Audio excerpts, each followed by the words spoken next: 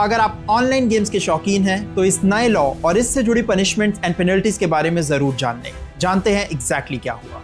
India में एक नया लॉ पास हो चुका है, promotion and regulation of online gaming act 2025। इस लॉ के तहत सभी तरह की ऑनलाइन मनी गेम्स अब से हमारे देश में बैंड है। मतलब ऐसे गेम्स जिसमें आप रियल पैसा लगा के खेलते हैं, चाहे वो पोकर हो, रमी, फैंटेसी क्रिकेट, तीन पत्ती या कोई और स्किल या चांस बेस्ड गेम, वो सब इल्लीगल है। ये लॉ सिर्फ उन कंपनीज के लिए नहीं है जो इन गेम्स को ऑफर करती हैं। अब से ऐसे गेम्स को प्रमोट और एडवर्टाइज करना भी बैंड है। इतना ही नहीं, कोई भी बैंक या यूपीआई ऐप अगर इन गेम्स के पेमेंट को प्रोसेस करती है तो उन पर भी एक्शन लिया जाएगा। सबसे इंपॉर्टेंट बात, इन रूल्स को तोड़ने पर सजा क्या है। अगर कोई ऑनलाइन मनी गेम्स ऑफर या फैसिलिटेट करता है तो उसे 3 साल तक की जेल और उस पर 1 करोड़ रुपए तक का फाइन लग सकता है। और अगर कोई ऐसे गेम्स को एडवर्टाइज करता है तो उसे 2 साल तक की जेल और उस पर 50 लाख रुपए तक का फाइन लग सकता है। इन्फ्लुएंसर्स एंड सेलिब्रिटीज इस बात का खास ख्याल रखें।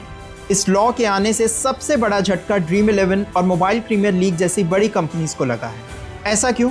क्योंकि इंडिया में ऑनलाइन गेमिंग इंडस्ट्री के रेवेन्यू का लगभग 86% हिस्सा रियल मनी गेमिंग से आता है। इस लॉ को बनाने की 2 बड़ी वजह हैं।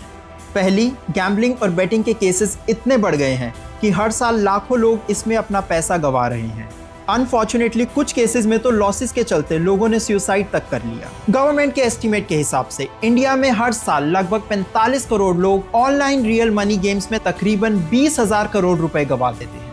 आपको जान के हैरानी होगी, यूपीआई पेमेंट डेटा के अकॉर्डिंग इंडियंस ने अप्रैल से जुलाई के बीच में डिजिटल गेम्स पर लगभग 40,000 करोड़ रुपए खर्च किए। ये पैसा लगभग उतना ही है जितना लोगों ने यूपीआई से फार्मेसीज पर खर्च किया है।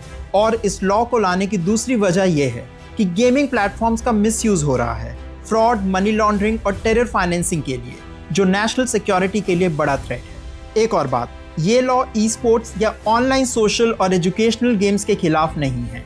अगर आप ऐसे वीडियोस देखना पसंद करते हैं तो एग्जैक्टली क्या हुआ, इस चैनल को सब्सक्राइब और शेयर जरूर करें।